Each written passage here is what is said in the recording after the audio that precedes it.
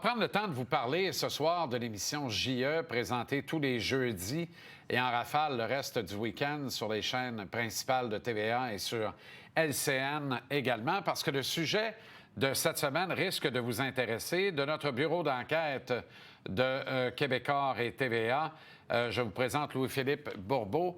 Bonsoir Louis-Philippe, ça va bien? Oui, ça va bien, toi. Excellent. Alors, immersion au cœur de l'univers des collectionneurs sportifs. Oui. Est-ce que toi, tu es un collectionneur sportif ou t'es pas trop là-dedans? Non, j'ai quelques artefacts et je m'acquitte souvent de la tâche de les maganer en faisant des costumes d'Halloween.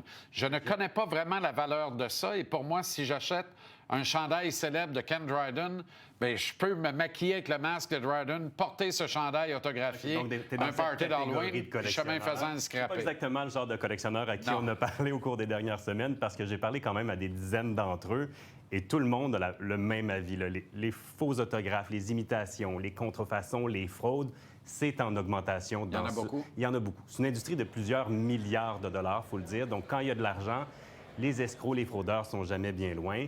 Et ce qu'on me dit, c'est que le point de départ est un peu toujours le même, c'est la pandémie. L'augmentation vraiment incroyable du prix de ces items-là. Une carte qui se vendait quelques centaines de dollars avant la pandémie en vaut aujourd'hui plusieurs milliers de dollars, voire des dizaines de milliers de dollars. Et je parlais avec un collectionneur qui, lui, maintenant, son emploi à temps plein, c'est distinguer le vrai du faux. Les gens leur apportent leur carte et il leur dit « ça, c'est une vraie, ça, c'est une fausse ». Son ratio, c'est une carte sur deux. C'est une fausse. Donc, il y a plein de gens, une carte sur deux qui le voit chez lui, c'est une fausse. Donc, il y a beaucoup de gens à la maison qui pensent peut-être avoir une signature rare, une carte rare, et ce n'est pas nécessairement le cas, et c'est pire que jamais. Et ce qui est triste là-dedans, c'est que les fraudeurs utilisent vraiment la passion de ces gens-là. Les gens de sport, c'est des gens passionnés, donc c'est des cibles peut-être plus faciles pour les fraudeurs. Et ce soir, donc, en fait, demain soir, on parle de fraude d'autographes et de cartes sportives. On peut peut-être regarder un extrait de l'émission. OK. C'est l'appât du gain. Les gens vont tout faire pour faire un dollar. Le consommateur, il faut qu'il soit très vigilant. Vigilance, parce que le marché des produits sportifs est inondé de contrefaçons. Les faux autographes d'athlètes, par exemple, sont un immense problème pour l'industrie. Surtout que la technologie facilite de plus en plus le travail des arnaqueurs. Il y a des robots qui littéralement imitent la signature d'une vedette sportive. 100 Alors là, ça devient encore plus difficile parce que toute l'intelligence artificielle, le côté robotique, tout ce qui est technologie, aujourd'hui, est capable de falsifier n'importe quoi qu'ils veulent. N'importe qui a quand même une imprimante de très bonne qualité peut commencer à en faire. Lui-même est déjà tombé dans le panneau. Vu que j'avais mis plus de 1000 $ sur une carte qui était une fausse, qui vaut rien, je voulais pas que ça m'arrive de nouveau.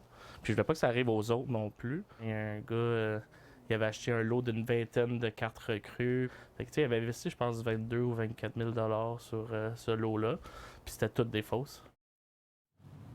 Et là, il y a une série de vols qui touchent les boutiques du Grand Montréal. Oui, te dire à quel point je ne m'attendais pas, en fouillant ce sujet-là, à tomber sur autant de problèmes. Je suis un peu assommé. Je parlais avec Georges Larac il y a quelques semaines parce que sa boutique a été la cible d'un cambriolage en 2023, a perdu 20 000 $ en l'espace de 60 secondes.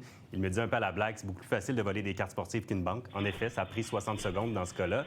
Et j'ai posé la question un peu candidement, mais est-ce que c'est un geste isolé? Il me dit non. Tous les commerces qu'il connaît ont été la cible de vols, de cambriolage. Au mois d'octobre, un propriétaire à Boucherville d'une boutique, 5 fois ciblé dans le même mois, il a dormi dans sa boutique de cartes pour protéger le temps d'installer des systèmes de sécurité. C'est l'un des problèmes, c'est ce qu'on me dit, que c'est super facile de voler et de revendre ensuite sur le marché québécois. Wow! Et comme on l'a vu, l'IA est au service des fraudeurs pour ce qui est des fameuses autographes, là, des cartes signées. Je regardais le reportage, c'est intéressant. Est-ce à penser que cette industrie pourrait littéralement s'effondrer? Parce que ça se peut que les gens se désintéressent carrément. Là, de... C'est l'un des grands problèmes. Et je pense que c'est la crainte qui est transmise dans ce reportage-là de voir perdre des passionnés, des gens qui collectionnent. Et en effet, l'intelligence artificielle devient un outil supplémentaire pour ces fraudeurs-là, d'où l'importance d'être vigilant mais fois 1000, là, plus qu'avant. La seule façon vraiment de s'assurer que ton autographe est un véritable autographe, c'est de voir la signature ou d'avoir une preuve vraiment béton que la personne, l'athlète qui l'a signé, a bel et bien signé cet item-là. On m'a même mentionné une estimation que 50 des autographes listés sur eBay étaient probablement des faux autographes. Il y a certaines manières de se protéger. Évidemment, aller avoir des références auprès du vendeur, payer pour des services d'authentification. La simple idée de payer aussi avec sa carte de crédit, c'est niaiseux, mais ça permet d'être protégé par la loi sur la protection du consommateur. Ouais. Si le commerçant, même sans le vouloir, vous a vendu quelque chose de faux, ne le savait pas, bien, votre émetteur de carte de crédit va pouvoir vous rembourser. Donc, c'est un peu, évidemment, pour les amateurs, ça fait peut-être un peu mal d'entendre tout ça, mais il y a vraiment des manières de se protéger simplement. Et comme ça, vous allez pouvoir continuer votre passion et dormir la tête tranquille. Très intéressant. Jeudi, demain, donc, 19h30, à exactement. TVA, 19h30. Le classique JE Louis-Philippe, merci beaucoup Plaisir. et à une prochaine. Salut.